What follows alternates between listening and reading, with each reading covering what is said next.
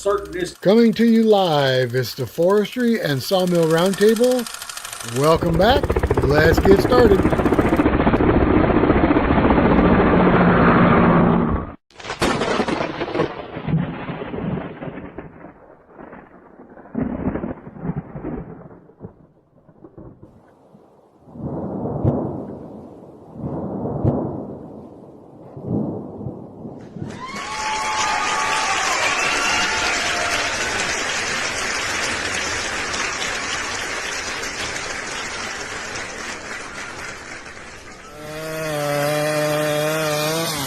There it goes.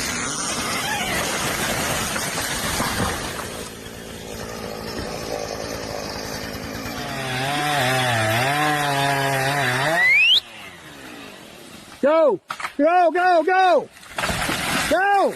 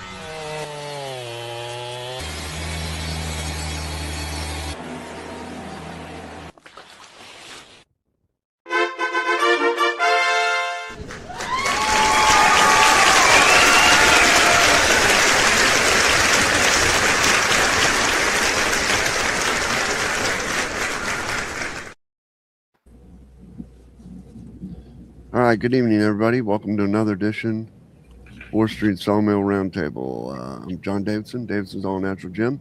If this is your first time joining us, we're sawyers, farmers, homesteaders, woodworkers, and anyone who's looking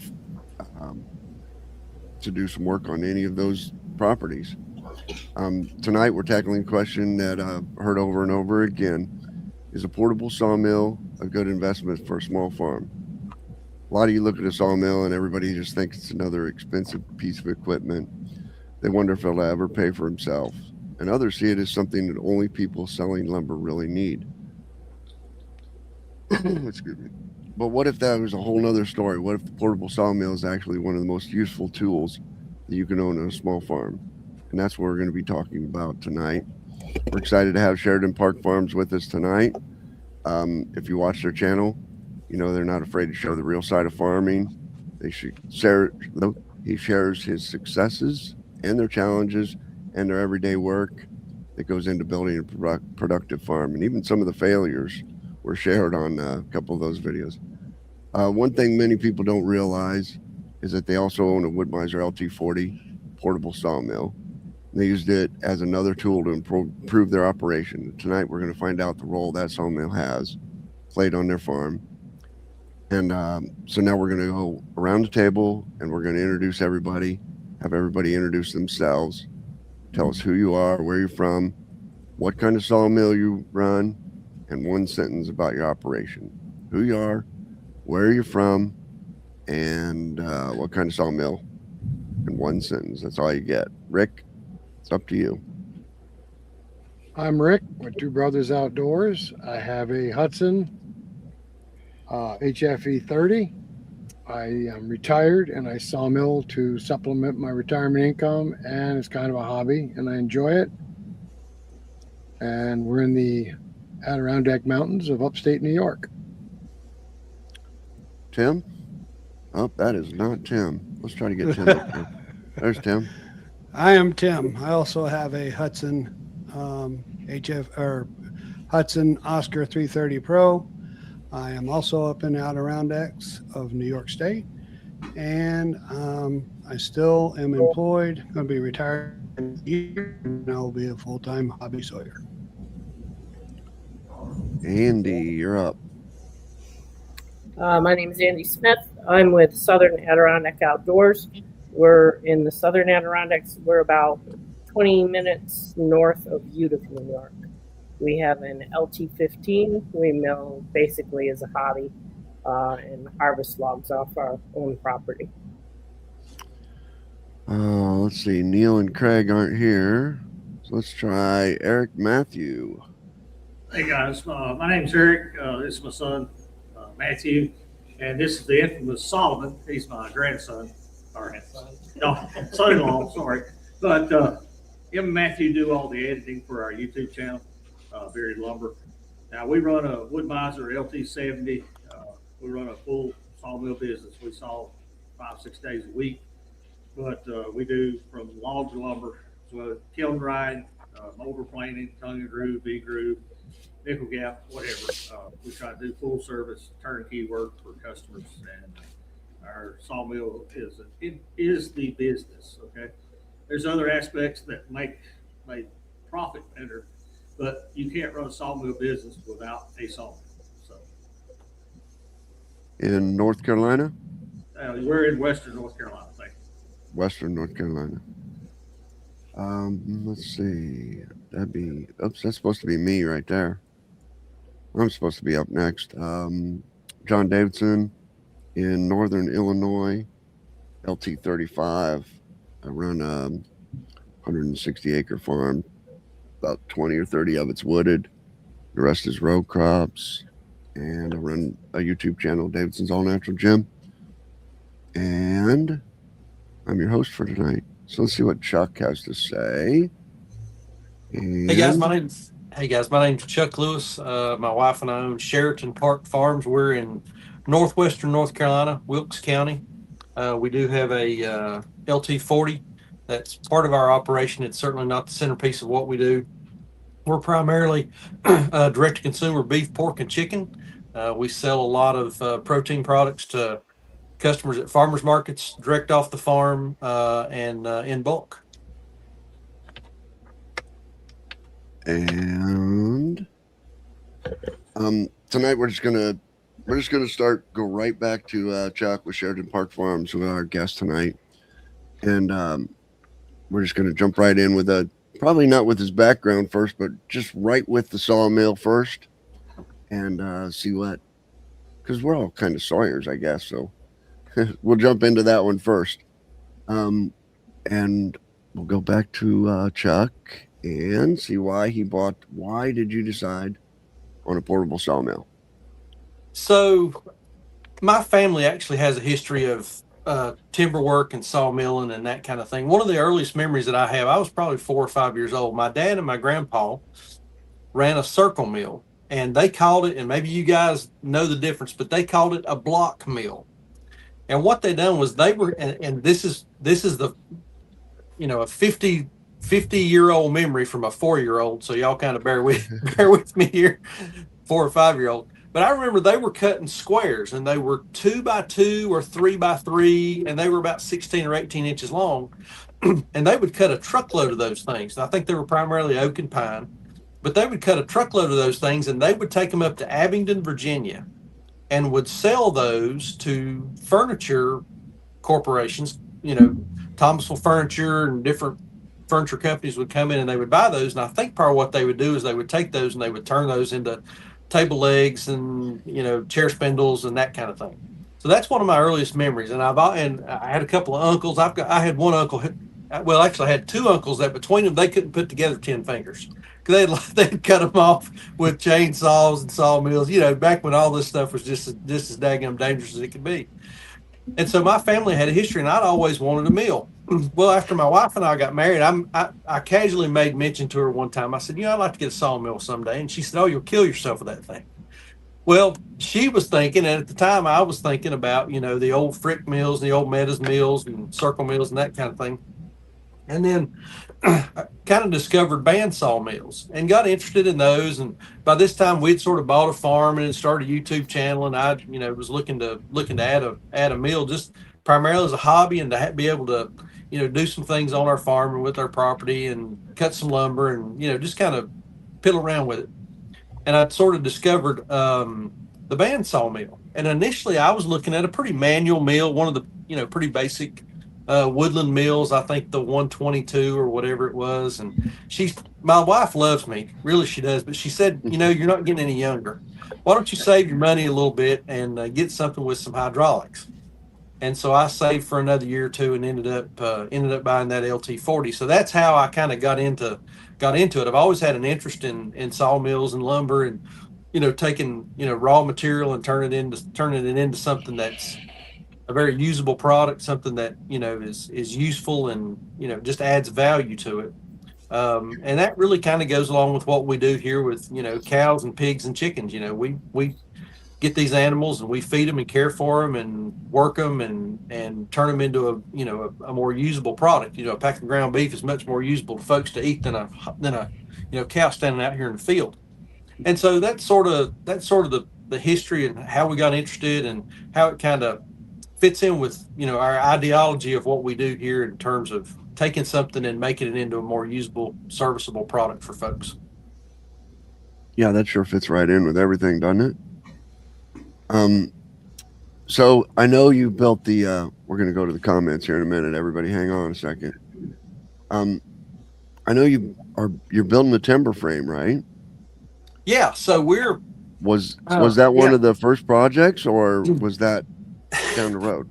Well, it's been kind of down the road. I had sort of played with this mill, and we'd cut 2x4s and 2x6s, and just some dimensional stock to do different little projects and things around the farm.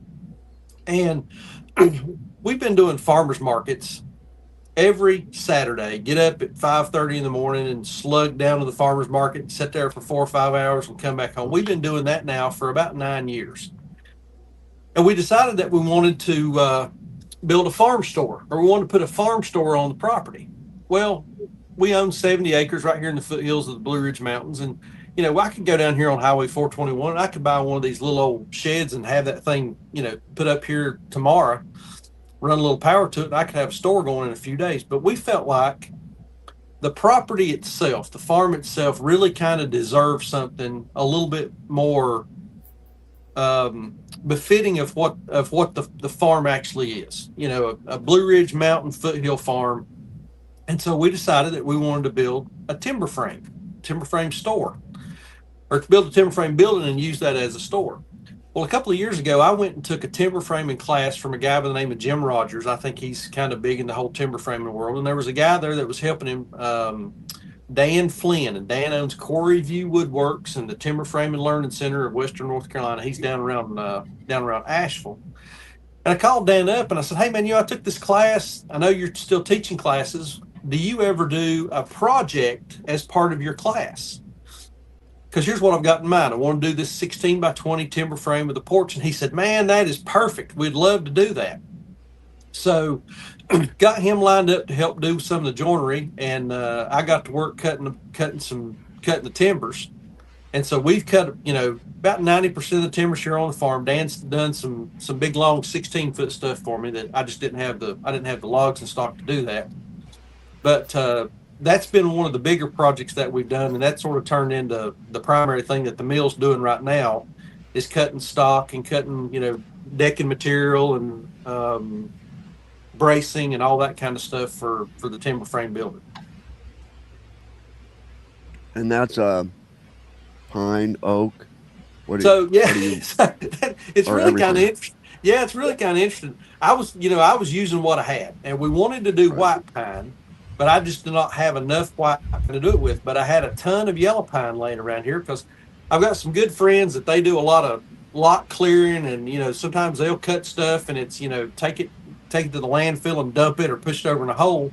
And so I can get loads of stuff. I give those guys a little money for a haul bill or trade them out. Some ground beef or chicken or whatever just to drop stuff off because they're very, very local to me. They're about 2 miles up the road.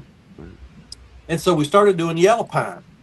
And so a lot of it is yellow pine. There's some white pine, and then we've also got some walnut bracing. I had a few pieces of walnut out here. We want to do something that was, a little different, kind of add a little flair to it. So we cut some 4x6 out of some walnut, and we've got some of those knee braces out of that, and it looks really nice. All right, so let's. I got put a poll up there on the screen. What was that poll say? Anybody got that poll? Why'd you buy a sawmill? Type in chat 1 if you bought it to save your money. Type in chat 2 if you bought it to build farm structures. 3 if you're selling lumber with your mill. 4 if you're self-sufficient. All right, Tim, you got any chat? You got any chats for us?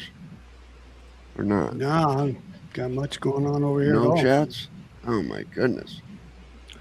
Nobody chatting tonight, huh? There's Oh, we Chuck. got There we go. Oops. Let me see if I can get it to where we can see Chuck's head there. There we go. Chuck? Barry? You know what, Barry? Of course his wife's a smart lady. She married him, right? Of course she is.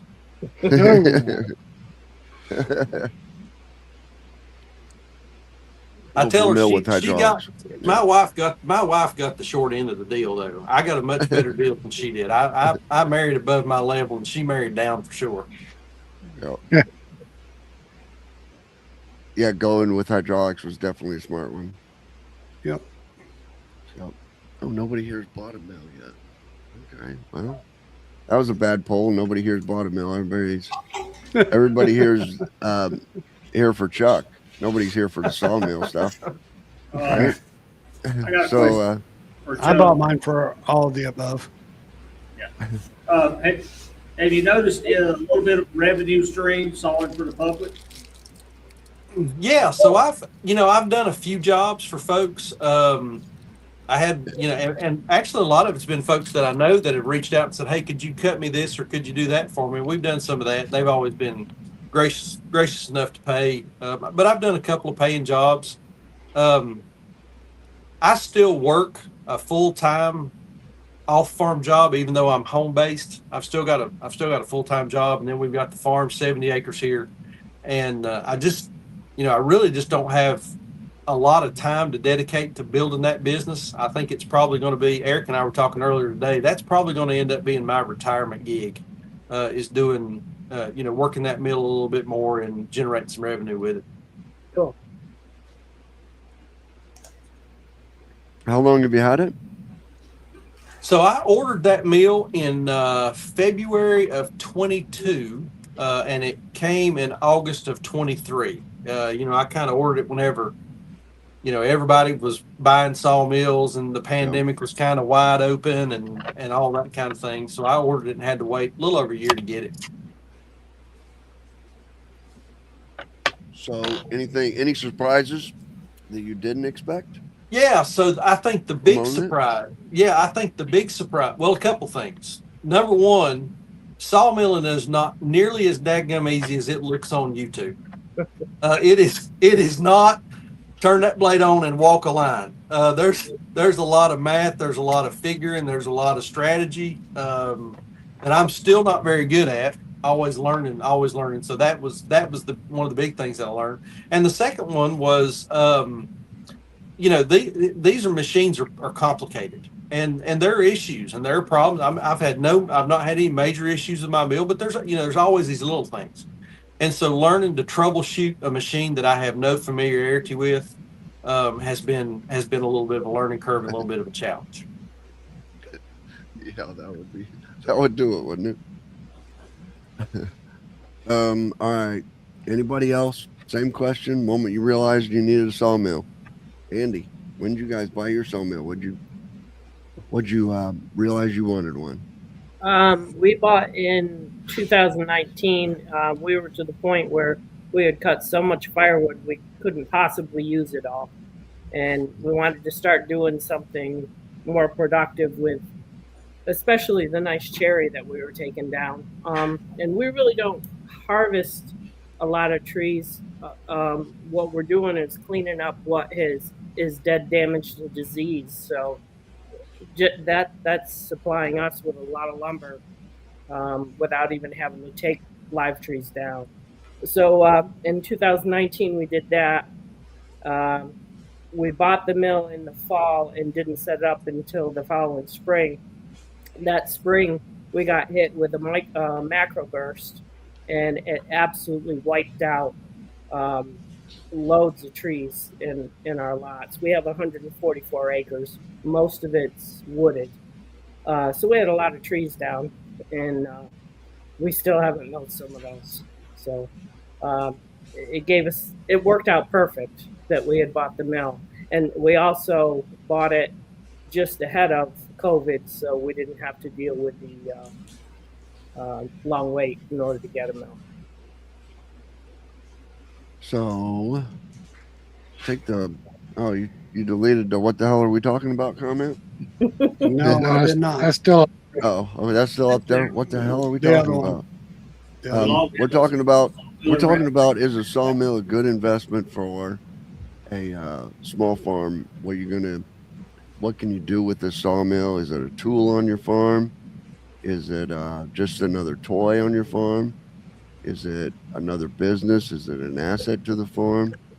And we're with Sheraton Park Farms, YouTube, and we're gonna pry out of him what he's using his sawmill for and how it's helped his farm, if it has at all helped his farm.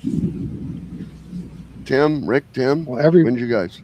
everybody that's joined us tonight. Some of these comments coming in right here. I don't know. There's a bunch of nutcases. Must be a full moon tonight.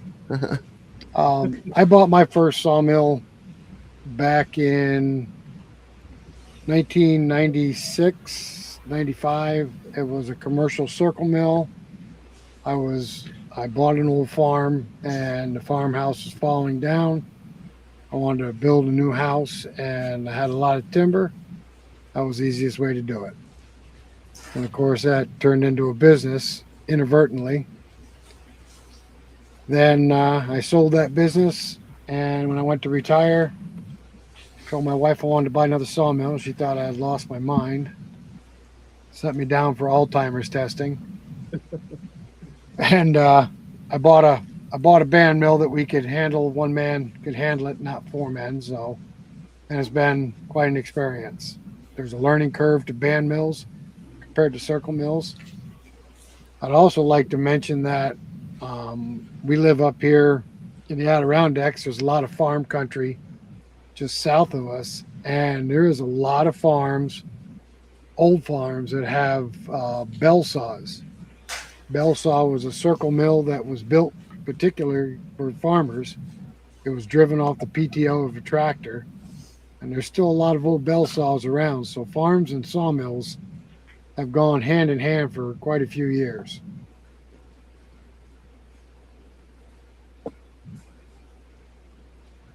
Those old bell saws were the predecessor to the Timber King. Correct. Yes. Correct. Can't hear you, John. I think the cat's got your tongue. No, the button's got the mute button's got my mic. That's what happened. A friend of mine actually bought me an LT35. It's been on the farm here, and he primarily bought it to redo his house, get some kiln dried lumber and all that, but he realized he didn't have any logs, so I had the logs, and I've been milling logs for him, and it's just turned into a business for me. But on this 160 acre farm, there's a lot of things that, that I wouldn't have, if I didn't have that sawmill. I mean, I wouldn't have a wooden cattle corral or a sawmill shed or a barn or a, cattle hut. There was at least not one that was made out of wood. I probably just would have bought a tin hut or something. So it's really helped the farm around here. And I think Eric and Matthew, I think we know why you bought one, but we may not know the whole story about why you bought one. Because Eric lost his mind. About 2014, all my kids had grown up and moved out.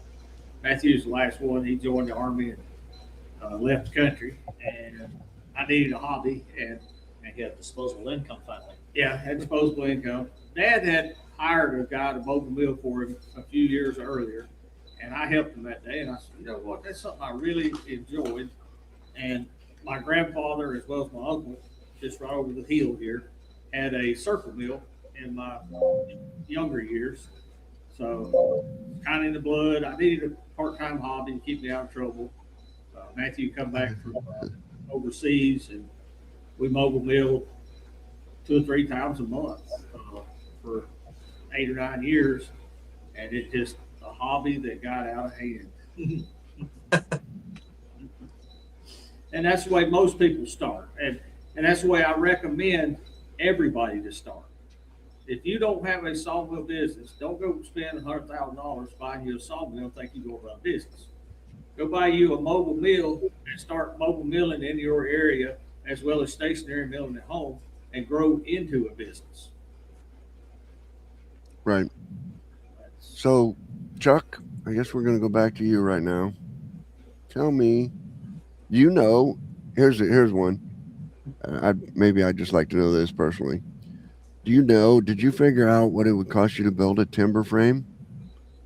You know what I mean? Versus sawing your own, or was that ever a thought? No, it was never a thought. I had this mill out here, and if I had tried to price that out and buy the materials and do it, I would have been shamed to death by my friends and family. So it was a pride thing more than a financial decision, So, but no, and I'll be honest with you, a lot of building the timber frame and doing that is I've just got this want to build something myself. And not just, we live in such a disposable time now. I mean, everything is buy and throw away. I mean, even your daggone phone, there's planned obsolescence. There's just not a lot of things that are built or done anymore for sustainability that is intended to outlive us and to be there for future generations. And so for me, there was a big desire to actually create and build something, and that timber frame seemed like at the time, it seemed like a reasonable project. Now I'm wondering what the hell I was thinking, but here we are, and we're too far down the road to turn around now. So this is kind of the way it is, You're in too deep now, brother. Yeah, I'm in too deep now, Yep. Turns into one of them projects where you don't count up receipts, you just start putting them in a pile. Exactly. Yeah, exactly. I get people all the time ask me what it costs for our kiln builder we build over here, and I tell them I don't know. Yeah. I don't know. About halfway through, I figured if I kept counting, I would never finish. So I just threw the receipts down and kept building. Yeah. Honestly, so far on this timber frame, my biggest expense has been to Dan, who helped with cutting some of the joinery. We did do it as a class, but then there was no way the class could ever finish all the joinery, so I did have to hire Dan to finish help me with some of the finishing the joinery, and then he came up and help us raise. So yeah, that's been my biggest expense on it so far, was hiring somebody to help with the joinery. Okay. So you got it raised already? Yeah. I've got a frame. Yeah, we've got a frame. Man. Frames okay, up, frame. Trusses are up. Yep, frames up, okay. Trusses are up. Porch is up. Porch rafters are up. We're cutting. Well, I've finished now. I've got all the decking for the roof. So we done it out of southern yellow pine, and so it'll be decked with yellow pine that you'll be able to look up from the inside of the building and see. Okay. I must have missed that video. I didn't know it was already up. Yeah, we stood it up. It's not been that long ago. I mean, It's been about a month and a half, 2 months. We got it standing. Oh, okay. Yeah, we're frame up. Yeah. Yeah, I watched that one when you figured out you needed another piece of equipment. Oh yeah, man, that was a whole thing. So the trusses, so I messed up, I decided I wanted to do a 12-12 pitch. Not a good decision, but anyway, 12-12 pitch out of 4x6s with a fork and tongue joint. So when we got ready to stand that thing, we got the building stood up, so we were getting ready to set the trusses, and a 4x6, 12x12 with 11, almost 12-foot legs on it. It's heavy, it's awkward, and there's just no good way to raise it, 12 feet off the ground. And so we tried the tractor, we tried the excavator, we could not get the trusses up. So my brother works for a construction company, and they just happened to have a telehandler, and he was able to cabbage onto that on a Friday afternoon, and we got the trusses up there with that. So that was a whole, cops and robbers kind of thing. It was a mess. Yeah. So let's go into the farm, the organic, the cattle, the hogs, the chickens. Anything anything with those that you've built that you wouldn't own right now? Have you built anything with those? A chicken? I don't remember seeing a chicken coop being built or anything. Yeah, so most of our animals are managed with small, lightweight, portable livestock or portable infrastructure. So I did build. It was before I got the mill. We did build a mobile egg house. We call it the Egg Mobile, and we moved that around the farm with the chickens. And then I bought it's an aluminum chicken tractor. We bought it just because of a weight issue. It's a 9 by 24 foot chicken tractor that we use to move the animals with. So I've not really built anything as far as infrastructure for the animals goes. How many? You can go into the farm. How many chickens? How many cows? Yeah. Many, So is it all sold at the farmer's market? Yep, everything. Well, it's either sold at the farmer's market or right here on farm. We have a lot of customers that buy bulk, so they'll buy a whole cow or half cow, and they'll come up here to the farm and pick that up. But the majority of everything is sold at the farmer's market. We do have some retail customers that'll come up here and will buy, some beef, pork, and chicken. They'll come about once a month and spend a couple $100 with us, and we like those because now I don't have to move that stuff up and down the road. Every time you touch a product, it costs you money. But especially in the meat world, you start moving this stuff up and down the road at the farmer's market. Well, you got diesel fuel, you've got, booth rent cost, you've got time off the farm. I mean, there's just a lot of hidden cost in that. So what we're trying to do is shift folks to coming up here and buying. But yeah, all that's sold either here at the farmer's market. I've got 14 head of cattle right now. We do primarily a finishing operation. We buy 7 and 8 weight steers, bring them in, finish them on grass, take them to the processor and get them processed. Chickens, I get 50 new meat chickens every 3 weeks. We process 50 broilers every 3 weeks. And then we'll do 3 or 4 pigs a month, process 3 or 4 pigs a month. And all that stuff gets packaged up and sold to customers.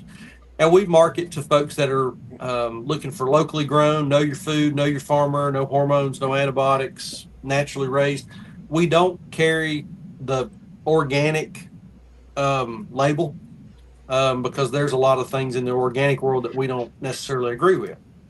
So when I have customers that come up and they say, "Hey, are you guys organic?" And I always say, "Well, tell me what that means to you." And folks will describe, well, the chickens were out on grass and they had a good life and they didn't get any antibiotics. And then I say, okay, well, let me tell you how we raise our animals, and you tell me if that lines up with your value system. 95% of the time it does, and we make the sale. So even though we don't carry the organic label, we follow a lot of organic principles and no antibiotics, hormones, chemical wormers, chemical pesticides. We don't use any of that kind of stuff. Yeah, that's in North Carolina. I don't know how strict the rules are in North Carolina, but in Illinois, it's, I can't get my pasture certified organic because the guy across the street is doing row crops and I'm doing row crops. You know what I mean? And you can't certify a pasture organic if they're spraying chemicals across the street. Sure. Yeah. But man, am I feeding my cows hormones? Am I feeding them in a feedlot? No. Are my chickens eating, the store-bought stuff or getting the hormones or getting the antibiotics? No, they're running around on the farm. So it is a different, trying to sell that under organic would be a hard sell for me. Yeah. And what we found is a lot of folks they just want to know, you go to the grocery store and there's so much behind the curtain stuff that you don't know where that animal came from, how it was raised, what it was fed, none of that kind of stuff. But if you're buying a steak from a guy that lives 15 minutes down the road, man, you can walk down there and you can look at those cows and see how they're treated and how they're raised. And I think that's what folks are really looking for, is more transparency as much as anything. And now the nice thing about meat is it does not cause parasitic diarrhea. So we've got that going for us. Well, you're talking about store-bought meat. You don't even know if it's real meat or not. No, you really don't. I mean, the USDA allows a certain percentage of what they call red slime in ground beef, and they don't even know what the hell that stuff is. I mean, it's it's just goo. Who knows? Well, tell me this, Chuck. If somebody wants to kind of go along the way you're doing sustainable farming. What's your number one resource you can tell them to start with? You know, whether it be a state agency or a local ag office, to be able to get to the USDA part where you can legally sell a finished crop. Yeah, the thing I tell folks is reach out to your local, every county has one. Reach out to your local agriculture extension agent. If you're looking for information on requirements in terms of what you can sell and how you can sell it and licensing and all that kind of stuff. So if you're looking for, you know, the rules on how you do things, your local ag extension agent is the person to reach out to. If you're wanting to learn how to do this, man, YouTube is about as good a educational platform as anything. Guys like Joel Salatin, Russ Wilson. But yeah, I mean, you know, we've done some, you know, that's been a big part of our business for years is on farm education. We've had folks come up here to do pig classes and chicken classes and all that kind of thing. So there's a lot of information out there on how to do it. But yeah, if you want to sell, you've got, you know, They can sign up for that at Sheraton Park Farms, right? yeah, they can go to Sheraton Park. Yeah. Just check us out follow us on all of our socials. We post, you know, things that we're doing and events that we're having and that kind of thing from time to time. There's a question for you there, Chuck, on the screen. How much demand have you had cutting for fellow farmers in your local or extended area? Seems like this could be a decent market. Do you advertise? Your milling? So I did advertise for a little while, and I had more than I could do and keep up with everything else that I was doing. So we don't do much advertising anymore, but we do some word of mouth stuff. And quite frankly, the majority of what I've done has been for other farmers. I just got done cutting a package, I don't know, about 6 weeks ago for a guy that was building a hay shed. So we done that. I done some siding for a guy that was repairing a building over, you know, one county over. It was a, you know, little farm storage building that he was doing. So primarily that's what we've done because, you know, those are the folks that we know. Those are the folks that we hang out with, that we see at markets, that we see at meetings and that kind of thing. They know that we've got a mill. And so that's primarily what I've done has been for other farmers. We've not done a lot of stuff for the general public, somebody looking for, you know, something. It's been specific projects that folks have needed things for. And again, it's just, for me, it's a time factor, just having the time to do it with everything else that's going on. So the one that a neighbor of mine is doing is he's pushing the I shouldn't say pushing, but he's doing this cow's mom, this cow's dad hasn't left this whatever 30-mile radius. Yeah. You know, because of the diseases and the screwworm and not the screwworm, but you know what I'm saying, that type of thing. Yeah. You know, and it's the same with the chickens. Is that something that you're, you know what I mean, seeing, or you're pushing, or? No, not so. On the poultry, yes. On the chickens, yes, because we get our meat chickens as day-old fluff balls. So they arrive in a box and they're here for their entire lives. Our pork, we've done a lot of that in the past. We've bred our sows and, you know, had kind of a closed herd that we were raising our pork. On the cattle, that's really tough for me to do. I sat down and figured it up one time. For me to meet the demand that I have on beef, I would have to have somewhere in the neighborhood of 70 mama cows that were split up into two groups that was having a set of cows every year. So two groups of 35, just to meet the demand that I have now. And that's with no growth. Because, you know, you carry for 9 months, and then once that thing hits the ground, you're 2 years before it goes to processing anyway. So I'd have to have 70 mama cows. I'd have to have somewhere in the neighborhood of around, I think it was 170 or 180 cows on the ground altogether here. I've only got 35 acres of pasture land. So for me to meet demand, I have to buy 7 and 8 weights, bring them on and finish them. And I also have to buy some finished cows from other farms. But we do partner with other farms that raise animals the same way that we do. No hormones, antibiotics, rotationally grazed, all the things that go into that. So the beef is a little bit tougher than the pork or the chicken is. But yeah, we do try to use that as an advertisement that, you know, we know where this animal came from. We know its entire history, how it was raised, stem to stern, finished, all the way through finishing. That's a great way to do it. My beef for next year is in a pasture about 2 miles from here at my cousin's house. Yeah. And I can walk by and look at it or pet it anytime I want to. Yeah. Right. I bought a set of steers. I bought them young, but I bought a set of steers last spring, not in spring of 25. And as soon as I brought those on the farm, I had one lady that sent me a message and said, "I want number 7." It had an ear tag in it with number 7. She said, "I want number 7 in my freezer." And I'm like, "If you don't mind waiting 18 months, no problem." She said, "I'll do it. I want that. I want that one in my freezer." Wow. I don't know why she liked number 7, but old number 7 is marked down for Katie Bell. She's going to get him. So we'll send him to the processor. That's great. Must have looked delicious. Yeah. Funny. Well, we've got to get back in America to producing a better product.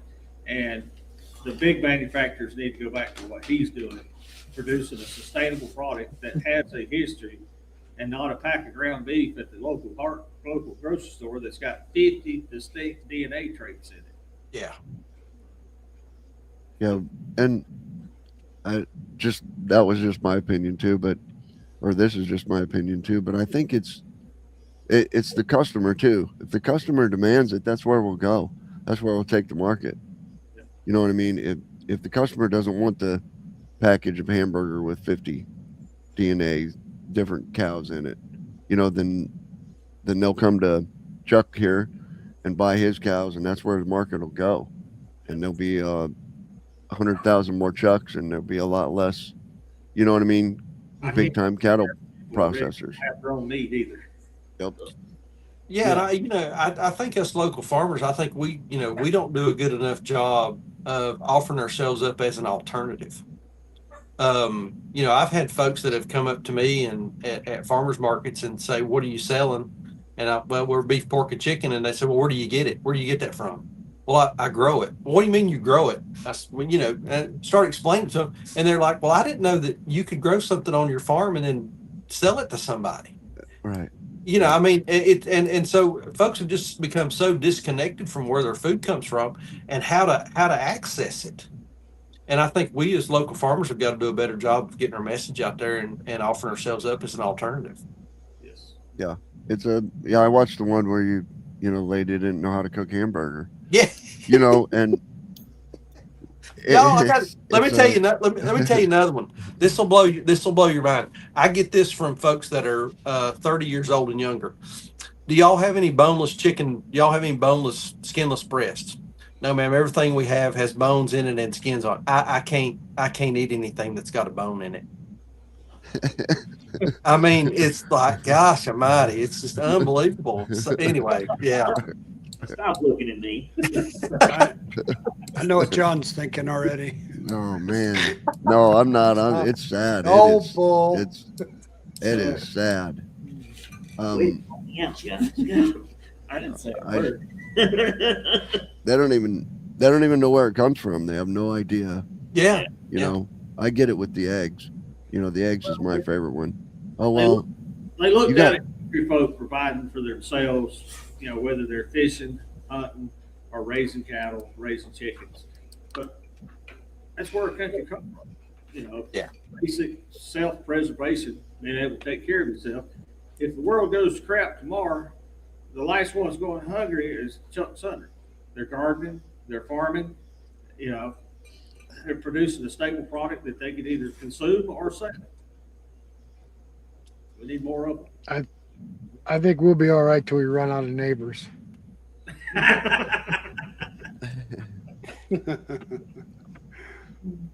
He still got, hey, all you got to do is go north, just go to Canada. All right, so a sawmill. Back to a sawmill. Sawmill, is it a good tool on a farm? Good tool to have on a farm? Yeah, I think it is, especially if you've got a decent sized woodlot as part of your property. I think that's something else that folks kind of neglect to do is care for their forest. And I think a sawmill is a good way. If if you've got a farm and you've got a big wood lot, that's a way to, cut out some older diseased, dying trees and turn that stuff into a usable product. And, y'all know, you start clearing some of that old stuff out, it really provides a better environment for the healthy trees to grow. And so, yeah, I think it's a good tool to have. I think there's a lot more that I could do with mine that I don't. But I think if you've got a decent sized farm, yeah, I think it's a great tool to have. And like y'all were talking earlier, farms and sawmills used to go hand in hand. I mean, just about every, if not every farm, every other farm in an area had a sawmill, and they were cutting what they needed for barns and buildings and neighbors and houses and all that kind of thing. So yeah, I think it's a valuable tool to have. Any chats? Any chats, Tim? Only if you want to talk about a schnitzel. Or the rooted, or some rude ones, huh? Been deleting the rude Yeah. ones. Cutlet. What is a schnitzel? Trying to stay on top of it. What's Schnitzel. a fried schnitzel? I don't German. know. German Cutlet. sausage, isn't it? That's really good, but also really, really bad for you. You can probably hear me now. We finally got a microphone. Sorry, no. All right. Anybody else? I say Anybody this else? Doug's farm, he's got a lot of buildings that were already built. But if you were starting a new farm and didn't have those buildings, you'd be cutting and building a lot of barns, wouldn't you? Yeah, that was one thing. Whenever we bought our property, we had a lot of infrastructure that was already here. I had a big shop building, a big hay barn. There were some older barns on the property, a cattle shed. So I mean, we were really kind of in pretty good shape as far as infrastructure goes. But yeah, if you were buying a new farm, a raw piece of ground, sawmill would probably be one of the first things that I would buy in terms of equipment, is to so that you could get you some barns and buildings and sheds and needed infrastructure up. Yeah, 'cause we all run a sawmill, and we know if we want to build something, your first cost is the ground, and then the next cost is the material, and then your roof. Well, we take that middle section, the material, and we just collapse it down to zero because we're all cutting our own. Yeah. And that makes a big difference when you're planning the cost of a building, that you can wipe that wood material cost out. Yeah. And you're left with whatever you're doing on the ground, whether it's post or concrete, and a ceiling. Yeah. John, you want to read that question?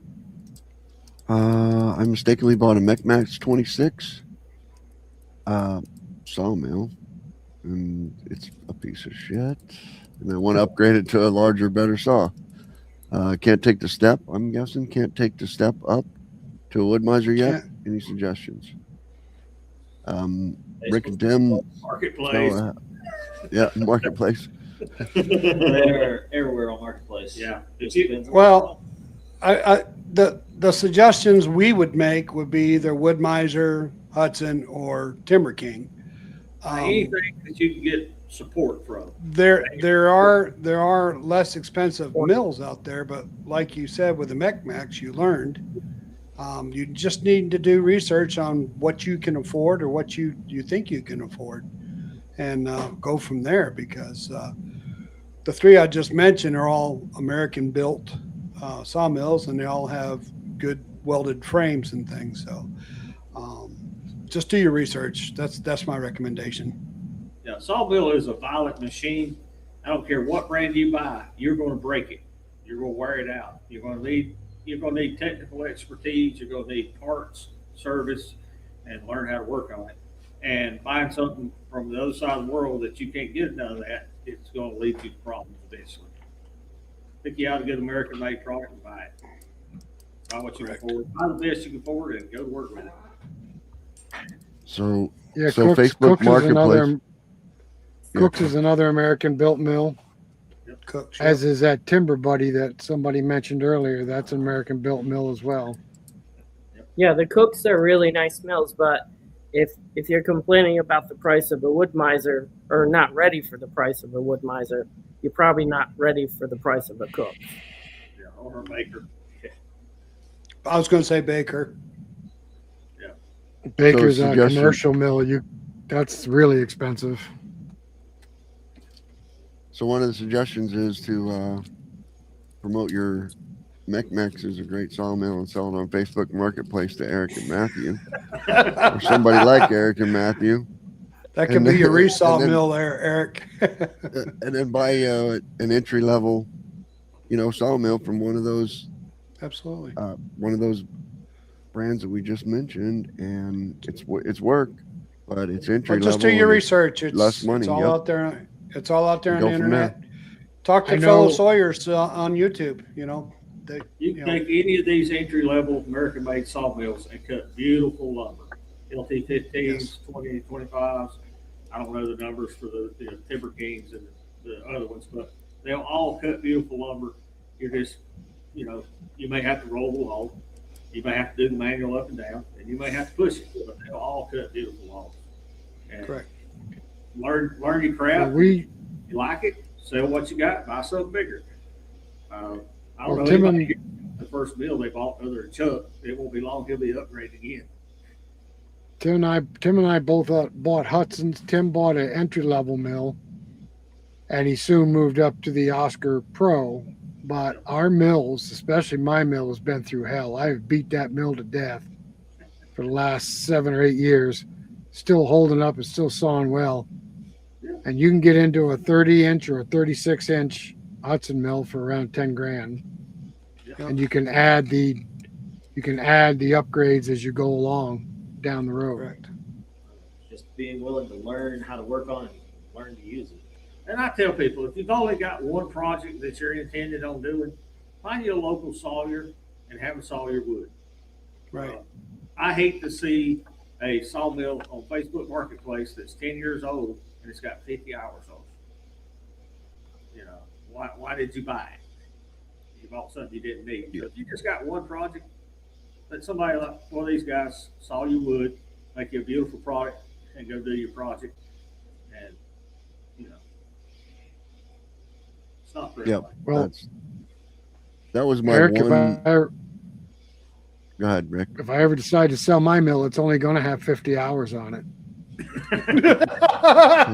Okay. You're gonna buy a new tack? But that was my one thing, for not buying the sawmill, as a small farm, was that if you're just going to do it for one project, you don't love the wood, you're not going to continue it, you're not going to sell wood later, you're not going to build more and more buildings, then just have somebody else build your, sawmill, your whatever fence or your board and bat barn, or, and then move on. There's so many sawyers out there now, that small sawyers that are doing it for so cheap, you know what I mean, that if it's one project, just have somebody else do it who already knows how to do it. Right. And I've got a lot of buddies around here that have sawmills, and they will absolutely not saw for fun. They bought it for their own personal fun, their own personal use. They had enough money, they bought it, they paid for it. It's kind of like a Corvette, it sits over in the corner, and they rub it, and occasionally they pull it out and use it. That's fine. But, to buy one of these and make a business out of it, it's a lot of effort. And if you don't have time for it, it's probably not a good fit. If you don't like people, and you don't like anybody calling you, you don't like anybody emailing you don't like anybody coming on your property, don't buy something. Well, here again too, Eric, a lot of people that don't use these sawmills that they bought, they won't sell them. They will not sell them. Well, if I had a 56 Corvette, I wouldn't sell it either, but I don't know one.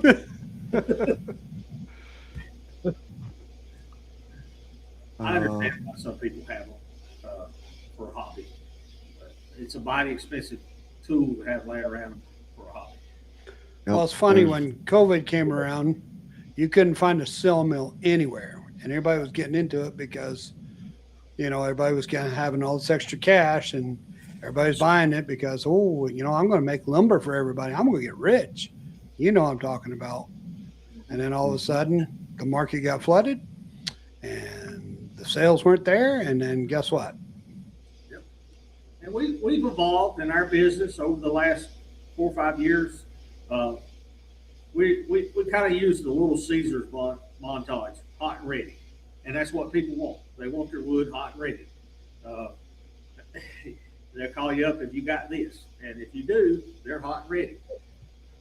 And we have to educate people about what we carry, in our hot and ready pile versus what you're going to have to plan ahead and produce as needed. It's going to take a few months. Well, there you go. Back home with us, my hubby bought a sawmill 4 years ago. It had 0 hours on it. Where's that other guy for a meal? Right there's you. That's right. Country thinking. Country thinking. He's looking for a mill with 0 hours on it. I'm just saying. He might be one of those ones that don't want to sell it. Right. Just saying. Oh, Lord.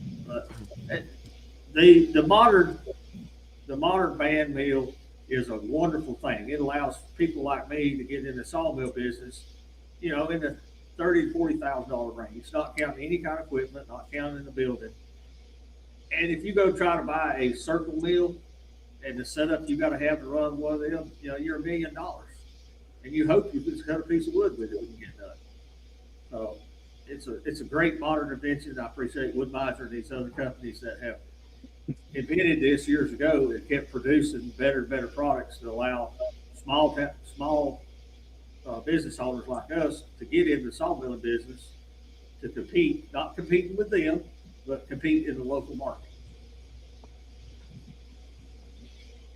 I love wood, bought a used manual, no hydraulics, LT35, 8 hours, a lot of problems, and it's set for 10 years. Yep. 10K, you did good. 10 years will get you a lot of problems, though. Yep. That's when you break out that manual and go through every piece. Uh-oh. Yep. No sale. Back home with us isn't selling. No sale. We tried. Oh, goodness. Yeah. But I feel like that I kind of do it's not really the organic market as it is with the meat and the chickens and and all of that. But some of these people, like, I'm doing one now for the bar down the road, and all the lumber for this project down there and it's rough because I don't like doing storm damage stuff, but it's all storm damaged trees from the storm that went down into town, and the bar's building a project out of them. So it's kind of along the lines of keep your cattle local, keep your lumber local. You know what I mean? It's kind of a project like that too. It just, I don't know. It just kind of goes along with the organic thing. I got a question for you, Chuck. What's the laws in North Carolina about some transplant moving into Wilkes County and complaining about you farming and your chickens making noise and your cows smelling like, cows smell? What's the laws in the state of North Carolina to combat that, to help you? So I don't know that there are any. We're pretty lucky back here. I'm about a half mile off the main road, and my closest neighbor's a quarter mile out the road, and I can't even see them from here. But I don't know. That's probably most of that kind of thing would probably be local ordinance type stuff. I don't know if there's any state laws on the books there's no state laws on the books I'm aware of. Well, these little county fiefdoms can set up all their own stupid rules. Yeah. Even in the county I live in, one of the districts that abuts mine, they made it a no personal business district because they put a big old stupid horse farm out there. They could run a business, but I couldn't run my sawmill business in their district. That's crazy. It is crazy. That's crazy. Well, y'all down there, y'all got a lot of folks down there seem like they're on one end of the spectrum or the other. They either don't have much or they've got more than they know what to do with. Because there's a lot of big horse farms down there and big money horses down there, isn't there? Oh yeah, big money. Yeah. It's weird. It's one of the few places where it costs more money if you want to buy more than 5 acres than it does when you want to buy 1 acre. What about that's completely upside down. Yeah. I don't know. We're killing the rural country side across America with too many rules and regulations. And the people are fleeing the great unwashed areas, and they come down here and they want to make it like where they left. Yeah. If you like where you moved, why you want to change it? Yeah. You know, you cross North Carolina like I do, the triangle area is gone. There's no more farming in the triangle area. No. A young man's not gonna buy 100 acres to be able to farm on it. They'll put 500 houses on it or condos. Yeah. We're still pretty good in the area that I'm in. You know, there's not been a whole lot of migration into here. But now the counties that adjoin us, Watauga County, which is Boone, Appalachian State University, Ashe County, West Jefferson, and even now Allegheny County up in Sparta, a whole lot of folks have moved in, and housing prices have gone through the roof, land prices have gone through the roof, and it's made it really difficult for local folks to buy local and stay. You know, young kids just, it's hard for those folks that are getting started. Oh, yeah. I don't know what the cure is. All right. So where are we at? We are about done with the scripted version. Yeah, Done with the scripted version. keep up the hard work, brother. You'll get there. I tell people all the time, to be successful in your business, you got to be consistent. You're hustling every day. You're answering your phone calls. You're answering your emails. You got stuff for sale on Marketplace. You're checking your phone at 30 minutes, an hour, every day, all day, and you're returning those messages. And you will be successful. People that are spending money are looking for somebody that they could depend on to be on time, on budget, and on quality. I spent 35 years in customer service, and I said for years, if somebody would just show up and be dependable, they could be self-employed, and we're proof of that. Never be afraid to go above and beyond. Exactly. Always take care of your customers. You're not just selling your product, you're selling yourself. Exactly. I'm not doing anything that any other guy with a sawmill can't do. I'm selling me and Matthew and our quality and our service and our standing behind what we're doing. And that's what you'll do as running your business. If you're a fly-by-night selling it as cheap as you can, you won't last.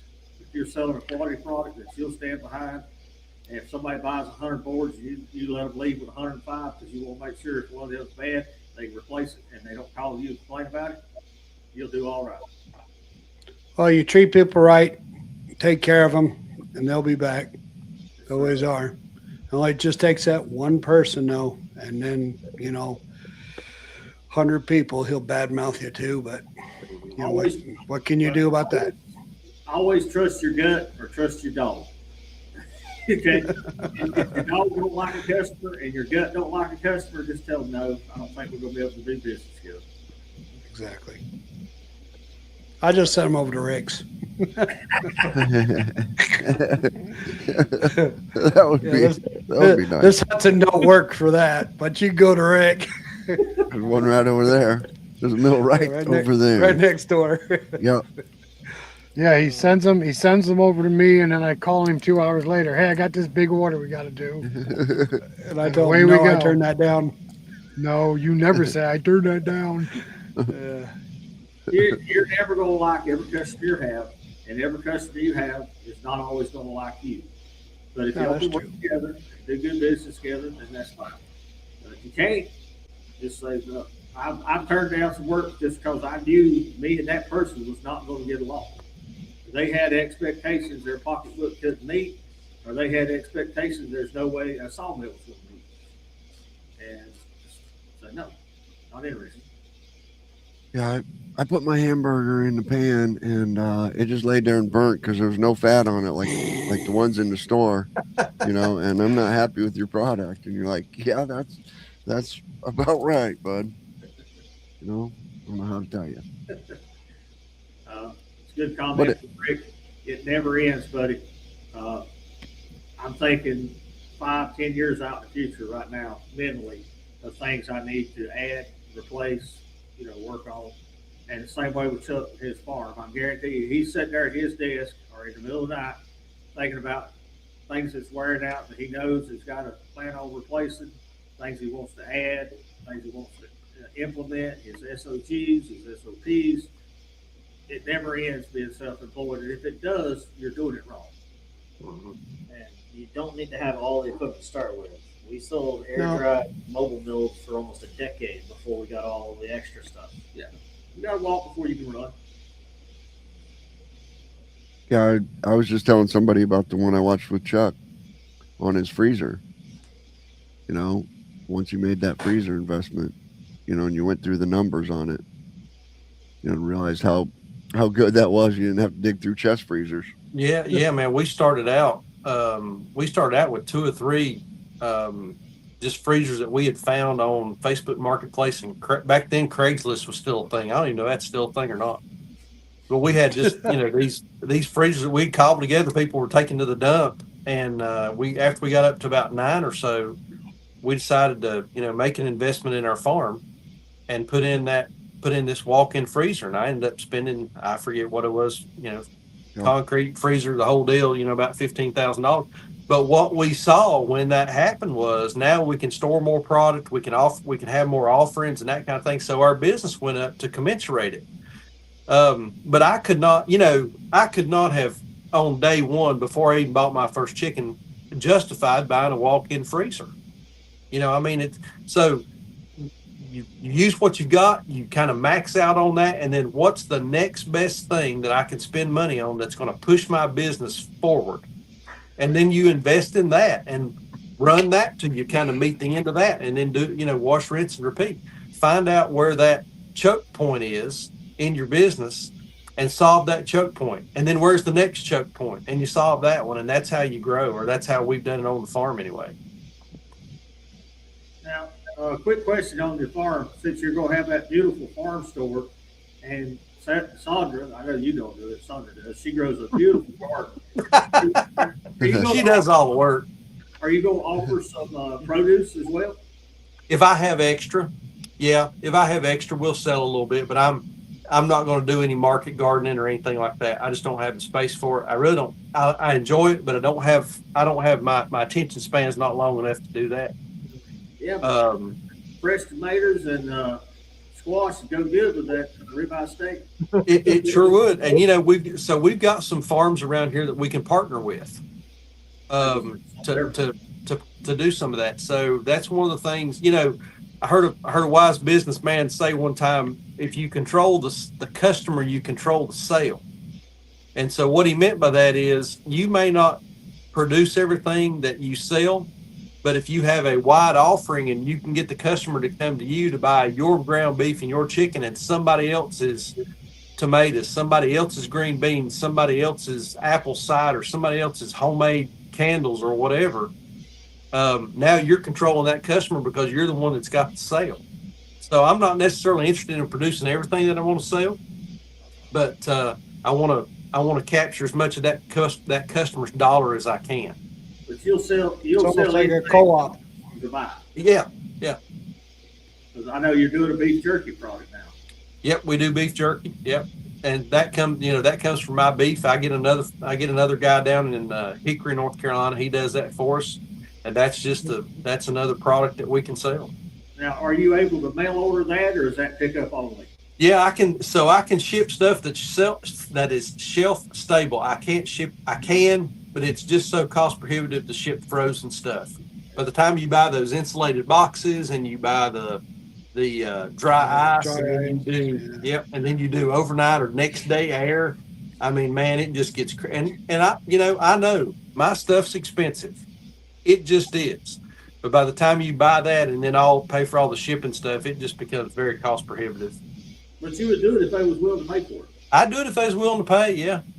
And for folks that are living in Manhattan, that there's not a farm down the road, it might make sense. Yep. Well, it's future business opportunity for you there. I mean, but you will ship the beef jerky if they will buy it. Yep, we ship beef jerky, tallow, lard, hats, that kind of stuff, shelf stable stuff. I'd like to address this next question, John. Go ahead. It's really cool that you guys have these gatherings. I've learned a lot from you guys on YouTube. But I got to admit, I wonder how you do it. It's expensive. Go ahead, Rick. It's one step at a time. We bought our mill. We sold rough cut green lumber, no problem. People will buy it. We got into a market where we sell crafters wood. We also match. We have a lot of old houses and barns around here that we can match the actual dimensions of the lumber they have when they need to make repairs to the house. But it's one step at a time. You buy the mill, you pay for the mill, and then you buy your next piece of equipment and then you pay for that. And just like Chuck said, you look into the future, what your next piece should be, and that's how you go. Don't try to do it all at once unless you're going to borrow a bunch of money and go into business head on. And then you're taking a big chance of going belly up. You could run a small sawmill business and work a full-time job as long as you're working a 40-hour week job.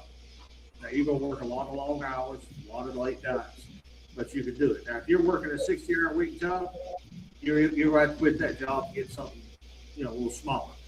But I did it for 10 years, working 40, 50 hours a week, and there were a lot of long days, late nights.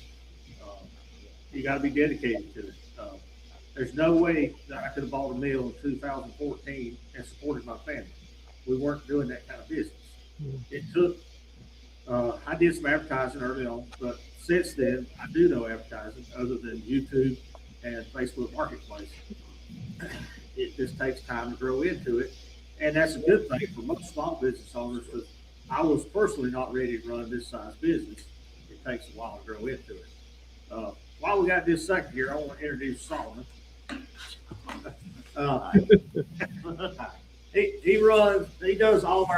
He does half our YouTube videos, but he runs his own channel, 11 Charlie Scale Modeling. You guys would take the time to check him out.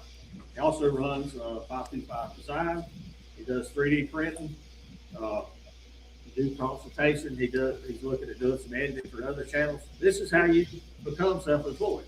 You pick a lane and try to work your way in it, and you may have to have a wide path, and then over time narrow that path down to where it's more profitable. But when we first started, we took every job coming and going because we didn't need the money, but we wanted to work. So That's how we started. We both had full-time jobs. yeah, he's old. We appreciate you coming, Solomon. I appreciate it. Yeah. He's on Florida time. He can't handle this country time. Walk. He, I need to walk. So- he's ex-military combat vet, so we'll give him a little slack. Good to meet all y'all. Finally. Nice meeting you. Thanks, Nice Solomon. meeting you. Take All care. right.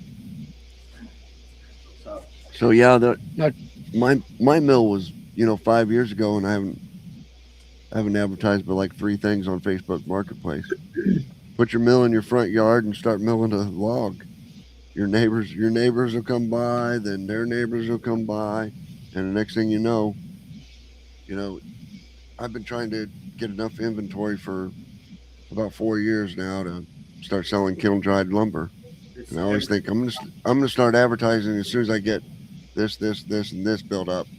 And it's been 4 years later, and I can't get the inventory built up. just go ahead and start. I'll tell y'all something that works as good at advertising for us as anything, and that's just posting kind of regular on social media. Just posting some pictures of the mill running, or posting some pictures of some stuff that you've cut.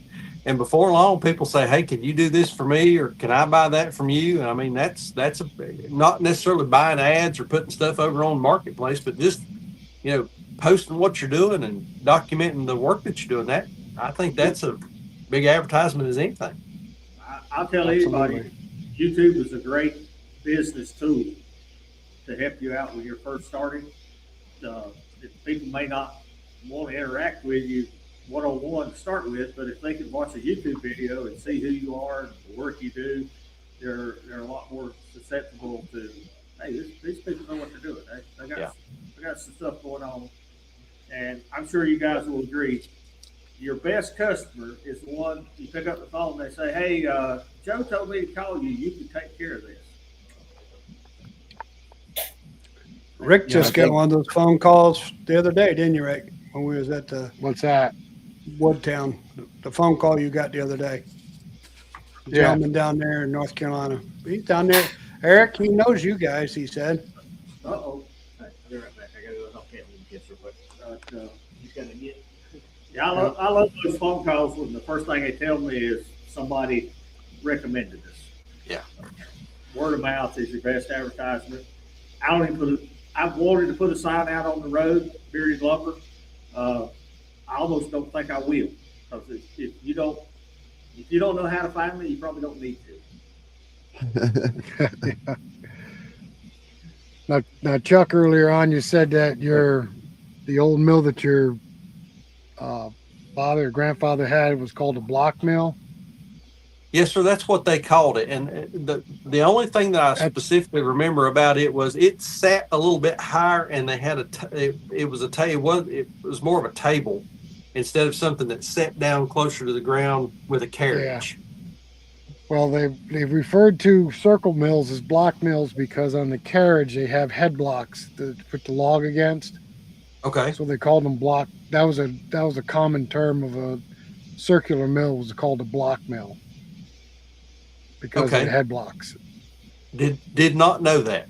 Did not know that. That's interesting. Who manufactured those mills primarily, or was that a common way of building? That was just a common name for a circle mill. Okay. A lot of farms had bell saws. They may have had a bell saw. They were kind of dangerous, I heard. I never ran one, but the bell saws didn't have a lot of safety features on it, from what I understand. Except your fingers, when you went out, you got it out away from it.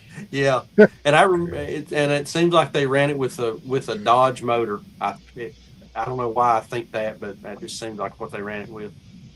Probably because they got it out of an old pickup truck somewhere as it was rotted out. You're exactly right. You're exactly right.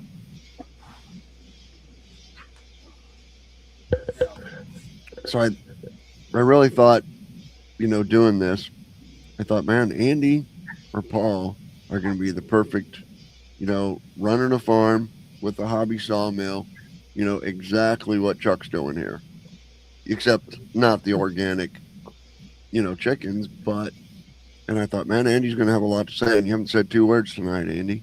No, we've done some stuff around here. Of course, we built the mill shed. We had already redone the cabin before we bought the mill, so that was already out of the picture. And then I did mill some supports for the corner posts at the orchard, but for the in-ground stuff, I wanted pressure treated, so those posts we didn't mill. And then recently I've had need for some stakes for bending branches down on the trees, but not too much down there.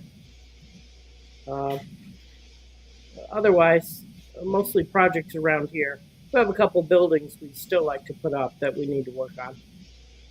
So isn't your orchard considered like farm or no? I'm not in production or selling anything yet, but I'm getting closer to that. So we still have to figure that out if we're going to be going south. I'd like to be able to wholesale everything that I have so we can be ready to move out of here late fall, early winter. Is that question for anybody? If chainsaw mill is about all I can afford right now, what would chainsaw mills to turn the best profits with? Maybe a slab. Chainsaw mill is a lot of work. They're very slow. I think if I were starting out with the chainsaw mill, I would probably cut slabs for countertops and bar tops and save my money and then buy a band mill. Yeah, I'm looking on Facebook Marketplace right now. I know what a chainsaw mill costs because I got one. I got I don't remember the brand, chainsaw mill and a $3,000 chainsaw at one on it. $2,000, here's a mill. $2,700, here's a mill. $6,000. You're not far from being able to afford a entry-level mill. Correct. Maybe instead of spending that big money on a chainsaw, you go buy you a 440 Husky for $400 and you save a little money buy you a $3,000-4,000 mill and get started milling. Yep. You'll have better success selling dimensional lumber than you ever will selling chainsaw slabs. I sell 50 slabs a year. I sell tens of thousands of boards every year. Andy, The didn't you chainsaw guys mill's have a a lot of- chainsaw mill? We do. I forget what the length on the bars are. We've got a couple actually, but I think they're all Granberg. But ungodly slow. Man killers. Yes. Yeah. It takes all of this and more than you got. Yep. Yeah, we one thing we did mill was the header beam for the sawmill shed, and what were the final dimensions? 9x14? 9x14, and I think it's around 22 foot, and the actual opening was just under 20 foot. And Paul chainsaw milled that. That was a 33 foot pine that we cut that out of. Well, that's what I'm gonna say. There is a little bit of a business market there for it. If you're in an area where nobody can saw longer than 20 feet, maybe you chainsaw mill 40-foot beams. You know, if you're man enough to do it. Yeah. Yeah, I wouldn't want to do that again. Yeah, in our area, nobody can mill anything beyond 20 feet. That's why we bought this 70. Part of it is we're going to turn it long ways out here in a new addition, and we'll be able to saw 32 feet to fill it in. You know, but yeah, you could take a chainsaw mill and cut 40-foot beams if you're tough enough. Well, the thing of it is if all he has is a chainsaw mill, he's going to have to market products that he can make with the chainsaw mill. Dimensional lumber is not one of them. Nope. But It's save your money and buy a band mill. Yep. Do the Have your chainsaw mill, use it to make $3,000 or $4,000, and then go buy you a mill. and start making dimensional lumber. Yep. Cut your long timbers, cut your slabs. If you're stuff willing, like that. there's a market out there for it. We get a lot of people in here that want that rustic look. They want real nasty wood. And I have to tell them, I'm like, we don't produce that. We produce a fine, finished, smooth grade of wood, but they want that old circle saw wobbly look. I'm like, if I got a board that looks like that, I throw it away. I just grab one of Rick's old blades and do it. We make barred lumber all day long. I said, Rick, give me one of them 82 sharpening blades you got over there. Missing 3 teeth. If he's got a chainsaw and a little Alaskan sawmill, take what you got and make money with it. Find a market in your area for the rustic lumber, rustic beams. You're not going to produce dimensionally accurate 2x4s or 1x10s. You just can't do it. But not everybody's looking for that. Sometimes people, especially these Airbnbs, they're looking for something a little more rustic, a little oddball. And it's hard for people like me to produce that because we're in the market of producing, more of a grade type of lumber versus oddball stuff. I think that's probably where we're lucky because we're way up in the mountains like you guys, but we're in Adirondack Park where people like rustic stuff, so the slabs go really well for us. Oh yeah. We sell a lot of slabs. How far are you from a big town? 60 miles. 20,000 people. Probably Was about that 60 miles, Eric. Syracuse or Albany? Yeah, you're way out Albany, I think, would be the closest. We're 90 miles from Syracuse. Yeah. Wow. Yeah, if you wanted to go to a big box store, hardware store, it's 60 miles. No, 30. we got a big box. We got like a Walmart stuff that's within 15 miles of us, but we live in a very small town, and where we actually live, we can run out of neighbors if crap hits the fan. That's Pretty quick. Sound like a beautiful place to live. It's quiet. Yeah, we've had our redneck friends from down south come up here and say, "Holy cow!" Yeah, I got one lives 10 minutes that way, grew up in the Adirondack. And the little rural community we live in, he said, man, it's like metropolitan where I grew up. He said, 15 minutes from a gas station, 30 minutes to anywhere you can get, something better than a type of Dollar General or general store. To go to a real grocery. They were out there. Yeah, I went to Rick and Tim's, and the only thing is the road is like there isn't a straight 100-yard shot. You know what I mean? I can Especially with that look down motorhome. my road. I can look down my road and literally say, "Go that way for 27 miles. Don't ever turn. Don't ever stop. Just go straight that way Still east." straight roads to the country there, John. They do and if you're in the mountains, they do this. yeah, I know. And you can't Exactly. you can't go 100 yards. 100 yards, they don't have a straight road for 100 yards. I hadn't been to Chuck's house, but I know where he lives, and I guarantee you, we're gonna do this and this, this to get down to where he's at. No, I can't deal with that. Flatlander. I'll be a flatlander. I'll be a flatlander. Yeah, I think that's one of the things that I was in awe about. Tim used to live in Ohio, and I had a friend that lived in Indiana. I had a cousin that lived in Illinois, and those three states, all the roads run north and south, east and west, like a checkerboard. It's a grid. I said if I ever bought a big amount of property in one of those states, the first thing I'd do is put a curvy diagonal road through my property. That's how we pick them out around here. I can tell if you're local or not. We're going down a long straightaway, which for us would be a quarter mile. Yeah. And then it's a curve. The locals will go down there and they just go around the curve. The ones that just moved in here, they slam the brakes on and go around the curve. Tell me I'm wrong, Chuck. No, you are exactly right. And if you've got fruit on your tag, Georgia or Florida, stay away from them. Well, what we enjoy is when they built the roads, they don't bank the curves the proper way because they want the water to run off the road. Yeah. So it banks the wrong way. And if you get a little bit of ice on the road, and people that aren't used to living up here, they go off in the woods almost every single day. You find people off in the woods. Yep. They say us Southerners can't drive, but most of us got enough sense when it snows to stay home. Stay home, yeah. Snow, it's got to be at least 3 foot. Yeah, we don't stay home unless it's over 3 foot. Oh, Lord. If we're pushing snow with the bumper, then maybe we'll stay home.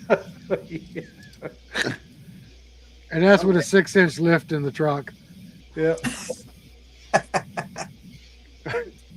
Y'all have all that mess. Oh, it's a beautiful Well, time of the what? Eric. You ought to come You visit. guys- We also enjoy 60 degree days in the summertime. Yeah, we don't get none of them. Now, Yeah. quick question for you, Chuck. How is farming different, hot weather versus winter weather? Now, I know our extremes is not as bad as those guys up north, but you still from 90, 10, 15 degrees. Yeah, they both got their challenges. In the summertime like this, we want to make sure that the animals have got, some shade and plenty of water and can get in and out of the heat. Everything actually tolerates the heat pretty well. It's not too bad. And in the wintertime, you got to make sure everything's not frozen up. So, there's challenges to both. There's really only about 10 good days worth of farming in the year. So, the rest of it is too hot, too cold, or there's challenges somehow. Do you notice a difference in packing weight on your animals in hot weather versus cold weather? Yeah, it's about the same. In hot weather, they don't want to graze as long especially the cattle, they don't want to graze quite as long during the day. And in the wintertime, they're burning a lot of calories to keep weight on. So we put the best weight on in the spring and in the fall. Typically in the spring when we've got a lot of really good new grass coming up. Do you try to manage your herd by buying at a certain month, knowing that you can finish in that sweet spot, or just luck of the draw? No, we buy whenever it's available and whenever we've got, a good buy to be had. which right now in cattle, there's not a lot of good buys to be had. It's buying stuff when it's available. If somebody just wrote you a check and said, hey, Chuck, buy the next best thing to make your farm jump off the map. What do you think it would be? Land, equipment? You could just write a check. That's A hired great hand? question. An editor? I've had the worst luck trying to hire help. It would probably buy some more cattle. Just beef up the herd. Yep. Improve it. Yeah, buy more animals. And that cattle's not cheap right now. No, they're not. It's just the market is just crazy expensive right now. Is property So, Chuck, you just something that you could acquire sometime later, or is it like around here? It's gotten to where if you don't own it now, you're never going to own it. Yeah, I mean it could be bought, but the thing about that is, from a personal bandwidth perspective, I'm at capacity. I don't need any more ground to take care of. I don't need or want any more ground to take care of. Unless it was already flat farmable. And Yeah. we don't do that around here. Yeah, no, we don't either. So what animals do you have, Chuck? Is it just pigs, cattle, and chickens? Yep, pigs, beef cattle, pigs. I keep meat chickens. I keep egg chickens. I've got a couple of, guineas and a couple of geese that are just sort of out there. And we will order turkeys towards the end of the month. We'll get about 10 or 15 turkeys. We'll finish those out for Thanksgiving. That'll just be for friends and family. Okay. We've tried some other stuff. We tried rabbit. I couldn't find a good market for rabbit. I have another farmer neighbor that supplies me with some quail. That doesn't go very well. So when people come to me and say, hey, I'm interested in getting into farming, what do you recommend? I tell them the big three: beef, pork, and chicken. Everybody knows what to do with it. And people say, oh, well, what about goats, or what about sheep? If you want that and you want to raise them, that's fine. But they're not, in my experience, they're not very profitable. And I'm here to make money. I'm not here just to, have cute animals on the farm and enjoy it. I mean, our goal here is to turn a profit. And to do that, it's got to be the big three: beef, pork, and chicken. And we've got some around here that call these llamas. Yeah. Yeah. That seems like a lot of effort. Yeah. Hey, John, just want to shout out to Timber Cutter Patriot. He has his own podcast and stuff. Oh yeah? Welcome In Indiana? Yeah, welcome to our show. Yeah, he's got a Southern big YouTube Indiana? channel too. Oh I'm yeah? not sure. I'll have to look it up. No, We have it's a got to couple be of Southern Indiana. if he's successful logging. elk farms here, Chuck. Oh, yeah. How Yeah, has- elk meat sells pretty good, I guess, and they use everything. The horns, I mean, everything the elk has, they process for one thing or another. Yeah. You've been in this for quite a few years. How has the increase in farm commodities, you don't use fertilizer, pesticides, but you do buy feed. Has that really impacted your bottom line? So yeah, over the years, we've seen an increase in feed prices, and we adjust our prices accordingly. I heard a guy say one time, you're better off to do nothing for nothing than you are to work yourself to death for nothing. And so whenever we have a cost of goods increase, it costs us more to produce it, we have to pass that on to the customer. We can absorb a little bit of it, but I don't absorb much of it. I'm just not in business to go broke. No, you can't. Yeah, that's the advantage of being the small. Well, it's just like the lumber, but that's the advantage of being the small lumber or the small farmer. Mhm. You don't have to rely on the cattle. It doesn't matter what the cattle market is. Right. Other than you have to buy it. That's what you have to buy it at. But you don't have to sell your cows to somebody who's buying it. You have to sell them to Walmart or the auction block or any of that. The same with chickens. Yeah, when you're controlling that final product, whether it's 2x4s, 1x10s, or ground beef, you can control the price. And if you're selling that direct to consumer, you've got a lot more flexibility than if you're trying to sell a truckload of cows or a whole load of lumber to a big box store. You can control that. Yep. know a year or so back you did a video on your local abattoir, and you're very fortunate to have such a professional outfit. Yeah. Quite close to you. Yeah. Do your final product like they do. And they're Yeah. big producer. Yeah, so the processor we use, I actually drive past about 3 other processors to go to the guys that I use, because they do such a good job, and we've been with them. And, you know, I've compared prices to all the different processors around us, and the structures are all different. But when you get down to that bottom line, man, they ain't but 1 or 2 cents difference in it. Damn it. Trying to copy it. I was trying to copy it, but you can't copy it off here. I don't remember what his name is, John, but we've seen him at Woodsman's Days. I think he was at the show there in Ohio, Bunyan. I think he goes Oh, to yeah? quite a few of the shows. Yeah.